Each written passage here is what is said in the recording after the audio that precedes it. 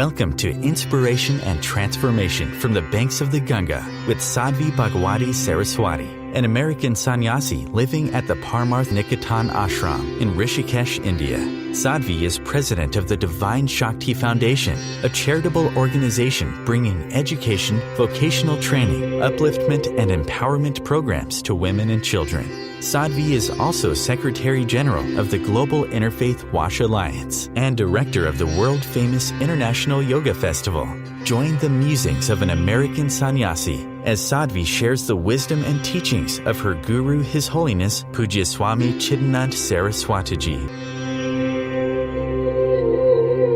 Welcome everyone to Inspiration and Transformation from the holy banks of the sacred Ganga River in the land of Rishikesh, India. There's so many levels of what can be done to help people who suffer. Whether they're people who are suffering in this country, whether they're people who are suffering in other countries, whether they're suffering from poverty, whether they're suffering from illness. And there's so many different levels. There's, of course, what you call the grand level, the highest level, which has to do with programs and legislation that gets put in place, for example, at the highest level. Looking at and changing legislation that enables some people to just keep pocketing more and more and more and more and more while so many people have nothing. But of course, since we live in democratic societies, that has to be a collective decision. We can't stand here and say, here's what needs to be done. Rather, what we do is we inspire and educate the public so that hopefully people will, when voting for their people who are going to serve them on the grand level, who are going to make laws, who are going to make programs, who are going to institute policies that impact the poor people, we hope that we will vote for those who will do the right thing, rather than those who will just continue to put more money back into my pocket. And this is interestingly where spirituality and politics meets in some way. Because on the one hand, they say, well, spirituality shouldn't get involved in politics. On the other hand, spirituality is so deeply rooted in the concept of the world as a family. So deeply rooted in the concept of us all as one. So rooted in concepts of equality. That to have a situation that's so clearly separate and not one is a great challenge for spiritual leaders, for spiritual teachers. But it's not about dictating to the government what they should do, because the government are responsible to the people who have voted them in office. We can't have a situation where the government starts doing what the religious leaders tell them to do, but the role that spirituality plays is in helping the public get over their own selfishness, get over feelings of separation, get over feelings of scarcity, get over feelings of fear that make them vote for someone who they know is going to pull money out of wherever it needs to be pulled, just so it can end up back in my pocket. And so that's a role actually that we take very seriously, because we are a democratic society, and so none of us gets to say, well, here's how it should be, here's how it needs to be. But when collectively we come together and say, we don't want to see this anymore, then we have power. Then we really have power. Because the truth is, it's not rocket science. Building schools, building training programs, employing people, you don't have to reinvent the wheel. We know how to do this. It's not like we're looking at global warming and suddenly for the first time in, recorded human history, scientists are figuring out how to put more, water into clouds, or they're trying to figure out how to cool the atmosphere or plug up holes in the ozone layer. Like, that's rocket science. But what to do with poverty? Well, we know what to do with poverty. We know the role that education plays. We know the role that training plays. We know the role that empowerment plays. So we don't need another, billion-dollar think tank on what to do with poverty. What we need is a voting public, a decision-making public, those who have the luxury to choose what to do with their dollars or rupees or euros or pounds, making conscious choices that are choices made with an awareness of oneness, an awareness of equality, rather than that are made in greed and separation and fear and myth of scarcity and all of that, which is why the whole importance of the spiritual movement in this is so important. Because, on the one hand, we just personally as an organization feed people, we provide medical care, we provide free school, we provide free training. We do all of that. But you can never do it all. You can never do enough.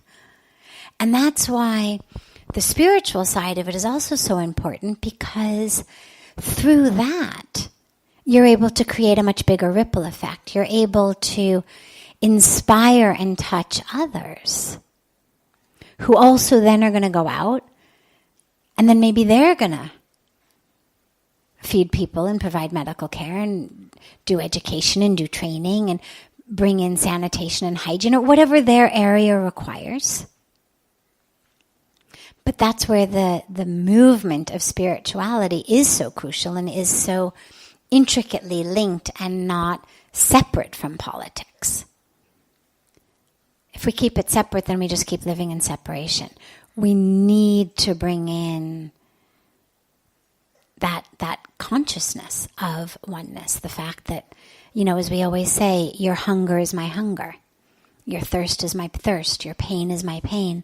And if we can help people through meditation, through prayer, through satsang, through whatever it is, through yoga, attain some level of an experience of their connection to the world, their connection to planet Earth. Well, then maybe I'm going to think 200 times before eating or wearing or buying something that requires trees to be cut down, or that requires animals to be slaughtered, or that requires food to be pulled out of the hands of hungry people, or that requires political leaders who are going to pull money out of those programs to put them in my pocket. So on an individual level, I'd say do as much as you can. There's no right place to start. There's obviously lots to be done. Support those who are also doing it as much as you can. And try to touch and teach all of those in whatever capacity you have, to also inspire them to do the same. But again, not from a place of separateness, not from a place of, look guys, those really poor people, we should do something to help them. I mean, that's nice. Sympathy is a good thing. Pity is a good thing. But spiritually, we really want to try to bring people to compassion, which is much more of a connection than us over here with the money, serving them over there who don't have it. And aren't we so great, and shouldn't you, applaud us and give us gold stars and awards for being so generous? Compassion is much more the awareness that I have no more right to this than you do. It could be me over there and you over here. Because we're all part of the same creation. And just at this moment, in this Very little intersection of time and space. I'm playing the role of the one who has, and you're playing the role of the one who hasn't, in order to give me the opportunity to play the role of the one who gives. And you oblige me by playing the role of the one who takes. But it comes from a much deeper place. And then not only do I benefit from the sense of feeling like, oh, I'm such a good person, I gave, but I benefit on a much, much deeper spiritual level. Because now I've actually had an experience of connection with something beyond just me. You're listening to OTR-FM, part of the IOM radio network. Being a radio host on IOM FM allows you to build your show on a rich platform with the power of the internet to fulfill your outreach goals and connect with a very specialized and global online audience, unlimited by time and distance. OMTimes Radio will provide you with web relevance, a recognizable conscious brand, and with the standard of excellence that has accompanied every single Circle of Hearts Radio is a sanctuary on the airwaves. Join me, Grandmother Elia, in the circle on Sunday 2 p.m. Eastern as I share information to both enlighten and nourish your soul. Hi, this is Christina Ricci with RAIN. Every 2 minutes, another American is sexually assaulted. If you or someone you know has been sexually assaulted, you are not alone. Help is just a call or click away through the National Sexual Assault Hotline. Please call 1-800-656-HOPE, that's HOPE, or visit RAIN.org, that's RAINN.org. Brought to you by RAIN and this station. Welcome back to Inspiration and Transformation. I'm so glad to have you all back here with me.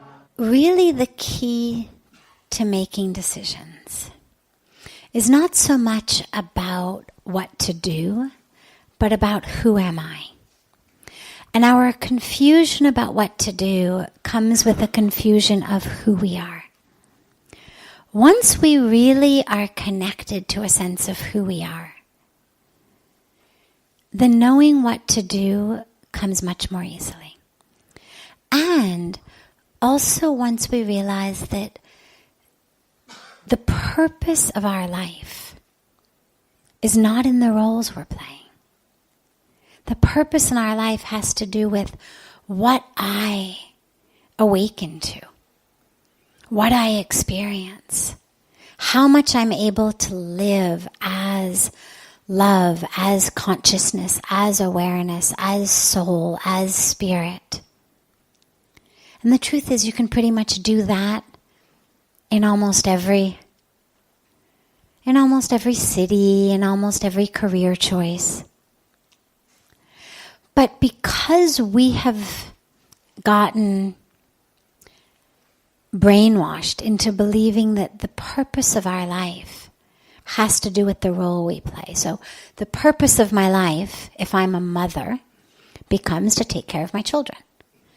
The purpose of my life, if I'm a teacher, becomes to teach. The purpose of my life, if I'm a doctor, is to treat. The purpose of my life, if I'm a gardener, is to tend to the plants.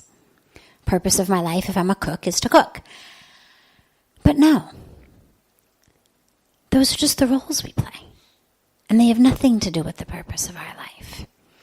But we get so caught up in thinking that I've got to figure out the purpose of my life. And is it the cook, or is it the lawyer, or is it the doctor, or is it the teacher, or is it the mother? Or is it the mother and the doctor, or the mother? I could do the mother, I could do the doctor, I could do the cook. Why not? I can do all three of them. And then the purpose of my life becomes just to stay sane. Because I'm trying to simultaneously be a mother and a doctor and a cook at the same time, and a gardener. But I've wrapped my sense of awareness of who I am so much in what I do that no wonder it's confusing. And no wonder it rips our heart out, the concept of maybe making the wrong decision becomes about my entire life. And the truth is, the only wrong decision you can make is to not awaken, to not look within,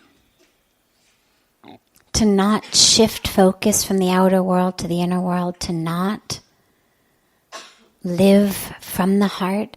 And when we say from the heart, of course, I don't mean your impulses and your desires and your, instincts, but really from love.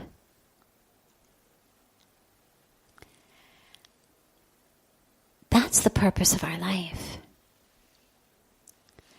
And the reason that you know that is any career, at most, you've got it for a few decades. At most, even if you're one of those people who goes through school knowing exactly what they want to do.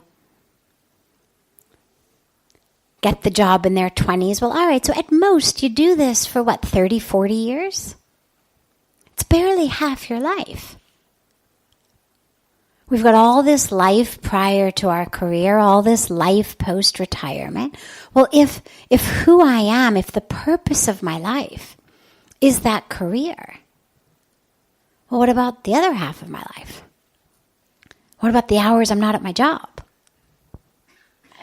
And so it's a very, very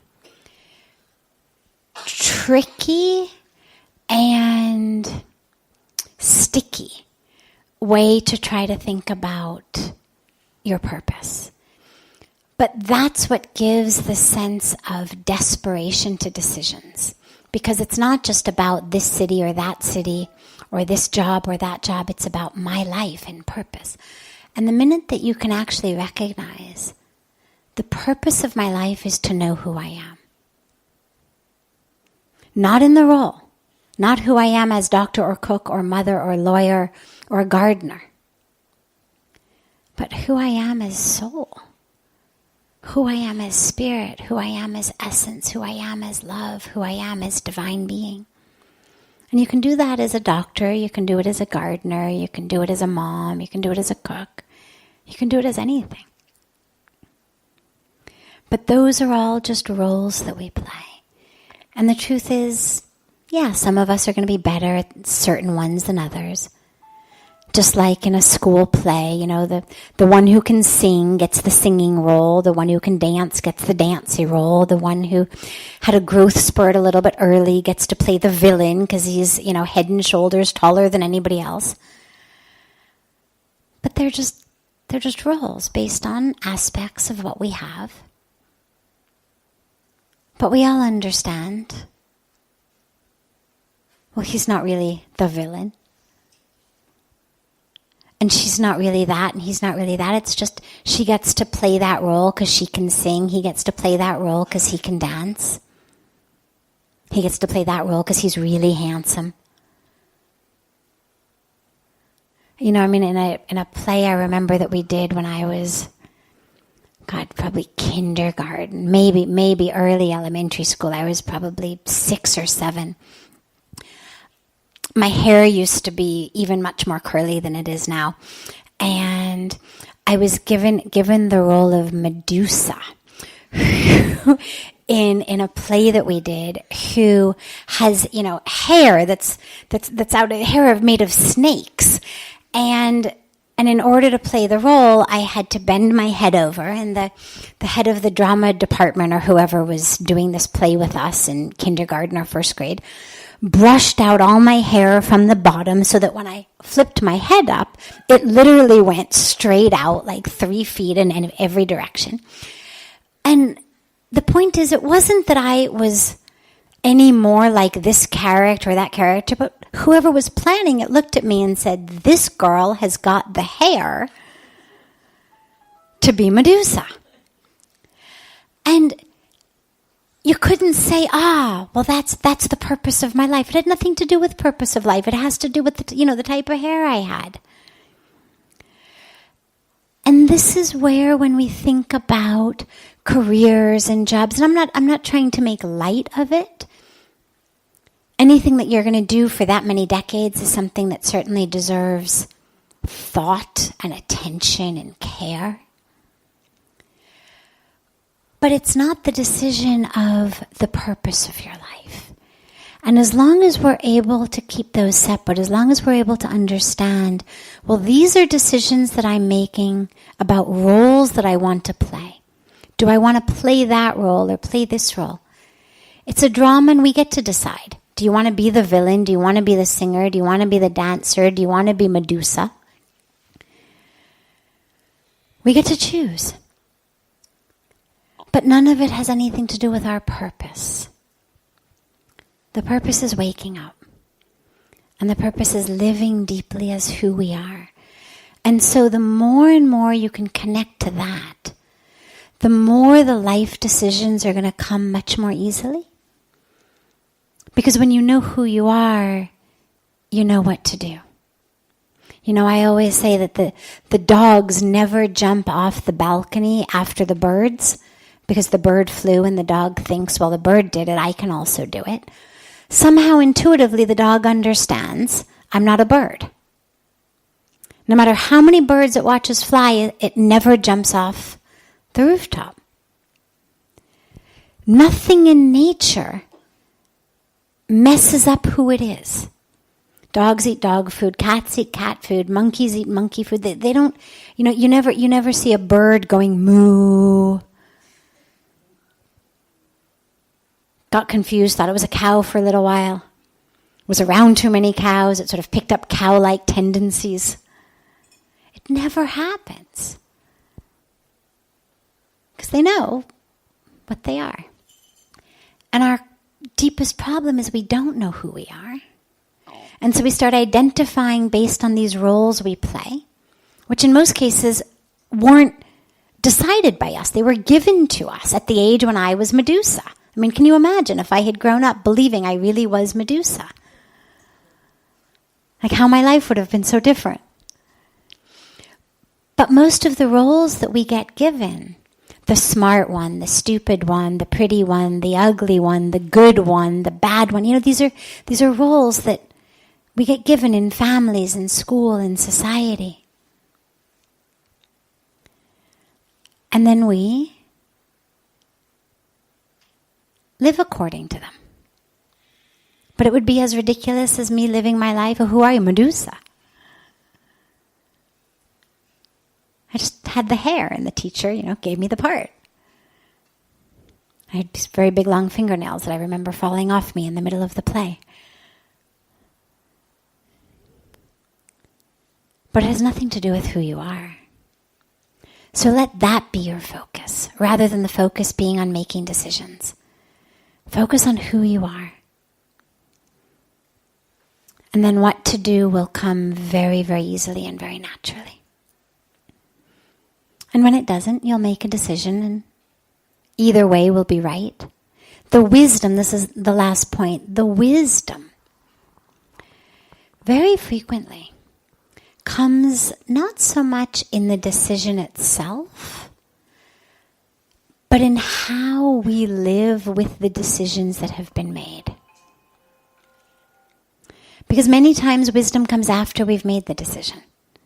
We don't get to have all the experiences before we choose. In many cases we have to make a choice. It's like you walk into an ice cream parlor for the very first time. 31 flavors, but you have no idea what strawberry tastes like. You have no idea what vanilla is like. You have no idea what chocolate's like. Well, you've got to make a choice. And in life, we have to make decisions very frequently without having tasted all the options, without knowing what they're all like. And so you do your best, you make a decision, but the wisdom in many cases comes afterwards. Well, all right, so now this is the decision that has been made. How can I utilize this decision, utilize this path I'm now on, to awaken, to grow, to get more in touch with myself? So that's the place that wisdom for many of us comes in. How can I make this the right decision? Whether it was or not when I was making it is irrelevant. How can I make the decision I made into the right decision? This is OTR-FM, part of the IOM radio network. OMTimes magazine is one of the leading online content providers of positivity, wellness, and personal empowerment. A philanthropic organization, their net proceeds are funneled to support worldwide charity initiatives via Humanity Healing International. Through their commitment to creating community and providing conscious content, they aspire to uplift humanity on a global scale. OMTimes, co-creating a more conscious lifestyle. Do you have time to read that inspiring book or that blog post you've been meaning to get to? In your busy world, how do you improve yourself and keep your life going? I'm Lisa Kay, and my Between Heaven and Earth radio show can transform your life just by listening. Be uplifted with inspiring topics, positive stories, and ideas that really work. Between Heaven and Earth radio is conscious living for your soul, every Wednesday at 4 p.m. Eastern Time. Like Baldwin with People for the Ethical Treatment of Animals. I grew up loving circuses and other traveling animal shows, but it never occurred to me what life might be like for the animals. Training wild animals to do things they don't understand takes force. Routine discipline with a hook or whip with the heel of a boot shows the animal exactly who's the boss. Don't patronize animal acts. Please contact People for the Ethical Treatment of Animals. 757-622-PETA. Welcome back. This is Sadhvi Bhagawati Saraswati with inspiration and transformation. Why do sad, negative feelings stay with me so much longer than the happy and positive ones? When I feel happy and blissful, I wish I could just bottle it. But somehow it seems very short-lived, and it is taken over by feelings of sadness, frustration, and anger. This is very common, and the reason for that is if you look at the cause of the feelings of happiness and bliss and the cause of the frustration and sadness. So our causes, in most cases, of our happiness and bliss is something that we get from outside. We were studying for an exam, we take the exam, we do really well, we're very happy. We were looking forward to a party. We go to the party, we really enjoy it, we're very happy. We have something nice to eat that we like, whether it's a cookie, whether it's pizza, whether it's mom's special food, whatever it is. We think about it, we love it, finally we get it, we enjoy. But all of these things don't last very long. A meal is over in 20 minutes, half an hour if we really linger. A party's a couple of hours. The exuberance we feel after doing well on an exam or doing well at something at work is inevitably short-lived because right after that, we have to start learning things for our next exam. They don't let you ride very long on one exam in school. One exam is over and then it's okay. Now learn the stuff for the next exam. Same at work. You do something really well, you do a project that was great, you feel wonderful, but then it's business as usual, back to the work. And so the things that give us that happiness and that give us that bliss, because we're getting it from things outside, it's not going to last. And then why does the frustration and sadness last so long? Well, because again, what we've told ourselves is, until and unless I get that which makes me happy, I'm not happy. So until I have another one of mom's great meals, or until I get another of those pizzas or another of those cookies, or until I'm sure that I'm going to do well on my next exam as well, we're anxious, maybe we're frustrated, we're worried. The other thing that happens is when happiness comes, as the questioner said, I wish I could bottle it. Now that's something we all feel. You have this beautiful moment, maybe a deep moment even.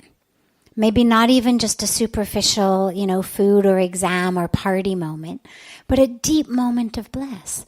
And the first thing that comes to our mind is, oh my God, how can I hold on to this? Oh my God, this is going to go away. We fall in love, and the first thing we think is, oh my God, what if something happens to them? We have a child, great joy, but that joy is tempered so much by fear. Oh my God, what if they get run over by a car? They're going in the street. What if they eat this? What if they get sick? Why are they crying? So even bliss and joy that's deeper, it doesn't last, because what it does is, in our efforts to hold on to it, and our efforts to make sure it doesn't go anywhere, we've brought in fear into the joy. And for those of us with overactive intellects and imaginations, you can actually get yourself in your mind already into the place where the loved one is sick or dead, where the child has been run over by the car, where something horrible has happened. And so here you are in this moment in which everything is perfect. Everything is there, but we're not even able to enjoy the real joy of the moment for very long, because our anxiety kicks in, our fear kicks in, our longing to hold on to it kicks in. And the truth is, nothing lasts forever. Everything has a cycle. We talk so frequently about the waves of the ocean. And they go up and they go down. And if my happiness is connected to the going up wave on the ocean, then the minute that wave goes down, I'm going to no longer be happy. And this is where the key is not, how can I bottle my happiness? The key is not, how can I make sure this doesn't end? Because, of course, in thinking that, I've already ended it. In trying to figure out how to bottle it up, and trying to figure out how to make sure that nothing happens to it, I've brought in the fear. I've brought in that sense of dissatisfaction. See, I have it now. But it's not enough. I need to have it tomorrow also. I need to have it next year also. And what that does is it brings an element of lack into a moment that is otherwise very full, and a moment that is otherwise very, very blissful. What I've done is I've shifted my perspective from abundance to lack. And that's what removes the joy. The more I realize that this moment is not enough, I've got to make sure that it's still with me tomorrow, that it's still with me next week, that it's still with me next month, that it's still with me next year. Well, I've shifted the entire perspective from a feeling of, everything is perfect, to a feeling of, it's not yet enough. Maybe if I have it also tomorrow, also next week, also next month, also next year, also forever. Maybe if this thing never leaves me, maybe then it'll be enough. And what that reminds us on a very deep level is, it's never enough. There's always lack. And that, of course, brings us into depression and frustration and sadness. And so, in the moments of joy, live them fully. And I'll tell you a hint, a secret. A secret from science. Spirituality has been telling us for thousands of years, live in the moment, live in the moment, live in the moment, be present, be present, be present, be here now. But here's what neurology has taught that I find really interesting. If you actually want to hold on to a feeling, if the joy in this moment is so powerful that you want to make sure it's with you next week or next month, actually you have a way to do it. And the way to do it is to be so present here in this moment that it actually creates a pattern in the brain. This is why everybody knows where they were when something traumatic happened. So we all know where we were on 9/11.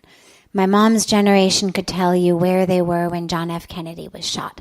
Whatever the tragic shocks that have taken place in our generation, everybody knows exactly where they were standing, exactly what the world looked like around them on what was otherwise a very ordinary day.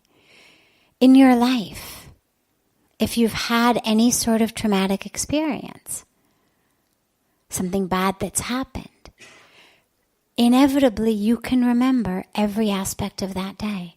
If you had an accident, if a loved one has passed away, we remember the details like they were in front of us, even if it happened years ago. We remember in the morning we woke up and we had oatmeal for breakfast, and then he asked for a second cup of coffee, and I walked into the kitchen and I was still in my bathrobe and I was making the second cup of coffee, and just I put one sugar cube into it and I turned around and saw that he had had a heart attack. Right? We remember that level of detail. Why? Because on a neurological level, when something very, very meaningful, very, very profound happens, everything surrounding it gets cemented into our consciousness. Cemented in. It's there forever. And so if you're in the midst of a moment of peace and joy and bliss, make sure that your mind is so present there. Make sure that you're fully 200% there and your mind isn't wandering someplace else. Cement that moment in your mind. What does it smell like? What does it look like? What does it sound like? So you're in a moment of joy. Well, all right, what can you hear? What can you smell? What do you see around you? Use your senses and literally cement that moment in. And it's actually neurologically the very best way to keep it with you. But on the emotional level, the minute that we recognize that the only joy that actually lasts is the joy that comes from within, not the joy that comes from the food or that comes from the party or that comes from anything else. The minute we recognize that is the source of joy, then we start focusing on that. Then rather than trying to bottle up the rest, we focus on finding a source that's endless. And that's always there. This is OTR-FM, part of the IOM radio network. OMTimes magazine is one of the leading online content providers of positivity, wellness, and personal empowerment. A philanthropic organization, their net proceeds are funneled to support worldwide charity initiatives via Humanity Healing International. Through their commitment to creating community and providing conscious content, they aspire to uplift humanity on a global scale. OMTimes, co-creating a more conscious lifestyle. Do you have time to read that inspiring book or that blog post you've been meaning to get to? In your busy world, how do you improve yourself and keep your life going? I'm Lisa Kay, and my Between Heaven and Earth radio show can transform your life just by listening. Be uplifted with inspiring topics, positive stories, and ideas that really work. Between Heaven and Earth Radio is conscious living for your soul, every Wednesday at 4 p.m. Eastern Time. Like Baldwin with People for the Ethical Treatment of Animals. I grew up loving circuses and other traveling animal shows, but it never occurred to me what life might be like for the animals. Training wild animals to do things they don't understand takes force. Routine discipline with a hook or whip with the heel of a boot shows the animal exactly who's the boss. Don't patronize animal acts. Please contact People for the Ethical Treatment of Animals. 757-622-PETA. Welcome back. This is Sadhvi Bhagawati Saraswati with inspiration and transformation. Letting go. Well, this is something that we all struggle with. Whether it's a matter of letting go of a child as they go off to college, whether it's a matter of letting go of a parent as they pass on, whether it's a matter of letting go of an identity that we had that was wrapped up in a career that we had and now we're retiring and so we're no longer that identity. Whatever it is, letting go is always difficult. Letting go is always, always, always a challenge. And the only way to do it, especially in this case when you're looking at the child and he's going, is to recognize that you're always with him. You're always there. You may not be physically there, but that which you've given him is there in him. And also to recognize that he's being guided and led. There's a beautiful, beautiful, beautiful poem by Khalil Gibran titled, I think it's just titled like On Children. And I'm not going to do it justice because I don't remember it word for word, but it speaks so beautifully about how your children have come through you but not of you. So we think of them as extensions of ourselves. And in many ways we've made that relationship. It's, not just that we love them, but that they are sort of a piece of us. And he reminds us they've come through you, but they're not of you.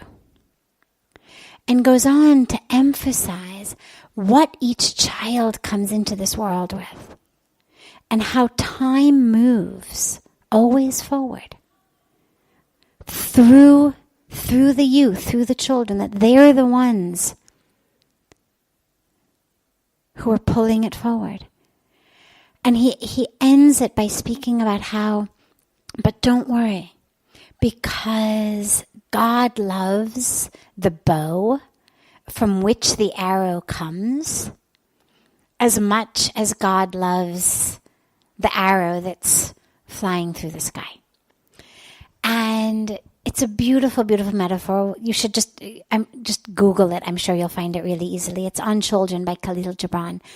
But the metaphor is so beautiful about how we've just been given this sacred opportunity to have them come through us. They're not of us. They never were ours.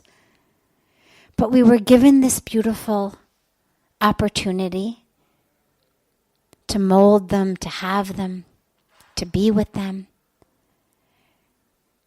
And now, like the arrow that comes from the bow, it's going off in the world. But remember that where that arrow goes, this isn't part of the poem, this is my taking it now for you, is where that arrow goes is in large part, not 100%, but in large part based on the bow, the person who's pulling the bow. And so it's not that they're now out of our hands. It's not that we don't, have any of that connection. You do. You're the one. You're the one who has literally molded them in the arrow and bow analogy, strung them up on the bow. You are the bow that's been pulled back. And the direction now that they're going is the direction that you've given them. And so to have faith in that,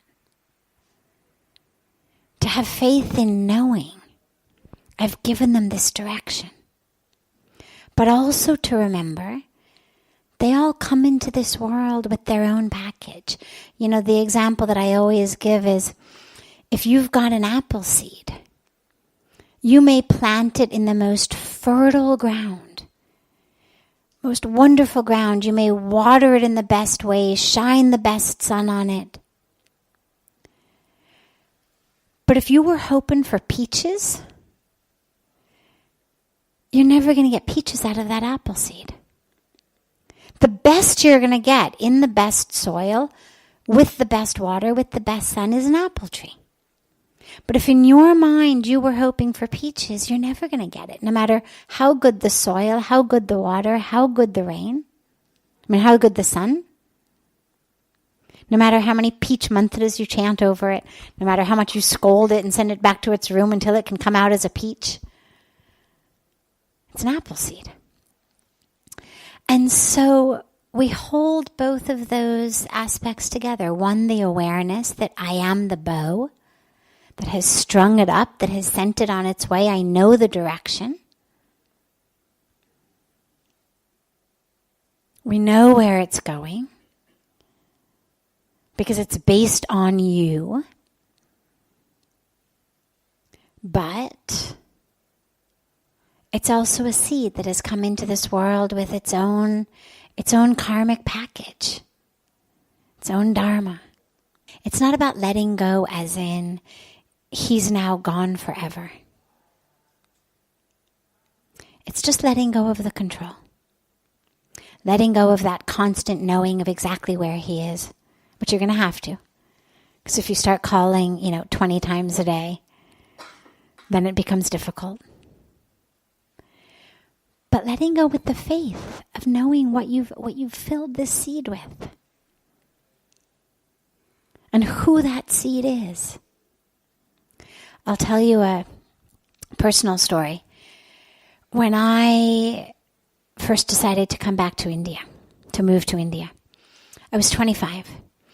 And as Pujya Swamiji was saying on the Ghat, I had graduated from Stanford. I was then in the midst of a PhD program and came to India traveling, had this incredible experience. Stayed for a few months. Swamiji made me go back for a while. But I knew I needed to be here. And everybody told me, you're making the worst mistake. You shouldn't go. But I knew it was right. And I asked my dad how he felt. And because he's very, very calm, very beautiful, very divine. And he hadn't said much. And I wanted, to just really alone find out from him how he felt about this. And he said, in 25 years, because I was 25, he said, in 25 years, you've never made a decision that I think was the wrong decision. He said, I don't understand this decision. But just because I don't understand it, who am I to assume that suddenly you've started making wrong decisions? Which is an amazing, amazing thing for the father of a 25-year-old who's just announced that she's, leaving her PhD and she's moving to live in an ashram in India to say. But I share the story with you because for me, that's really the most incredible, perfect ideal of parenting is I know you. I trust you. It's not about micromanaging every decision. It's not about asking you every day, who are you going out with? Where are you going? What time are you going to be home? What are you going to do? Is your homework done? It's, I know you. You're my son. I trust you. Which means that the decisions that you make are the decisions that are going to be right for you. Doesn't mean they're going to be exactly the same decisions that you made when you were in college. College in America is very, very different. Really very different. It's going to be a completely different life from what you lived when you were in university. So the decisions are going to be different. But the sanskaras that you've given him, what you have, the water and the sun and the fertile soil for 20 years, he's going to be great.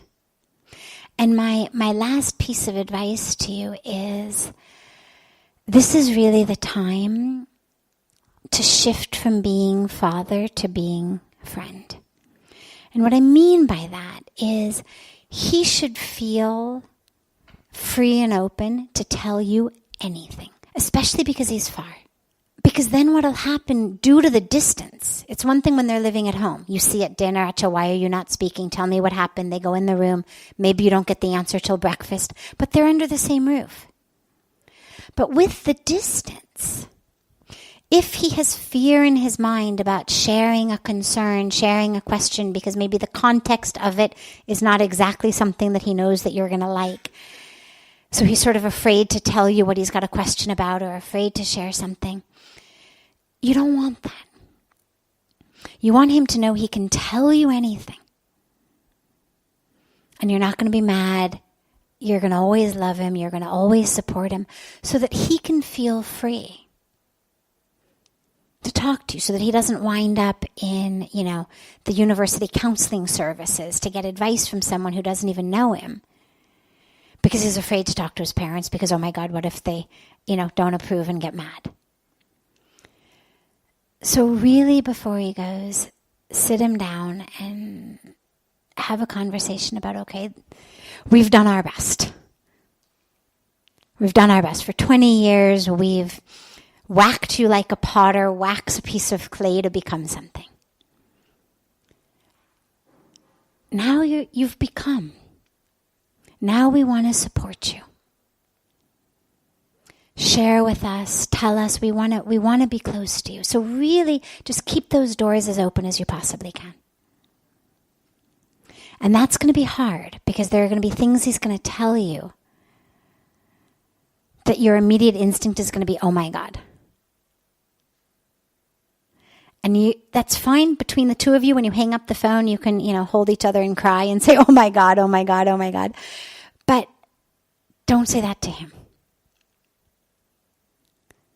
Let him feel, wow, I was so nervous to tell them, but oh my God, they were so supportive. Because then you can really guide him through difficult situations. He has to feel open enough to share the difficult situation with you. And from your side, just have that faith and just love him. And the truth is, it's not even really that much of a letting go, because these days with the communication, you're in touch constantly. You never had the level of control that you think you had anyway. That control is an illusion anyway. If he was wanting to do things, he would have done them. There's always a way. So just keep coming back to your faith. Just keep coming back to that faith of knowing what you've given him. And then open the channels in such a way that that relationship now in its new way just blossoms and blossoms and blossoms and blossoms. This brings to a close this hour of inspiration and transformation. Thank you so much for joining me. I'm so glad to be together with you all each week.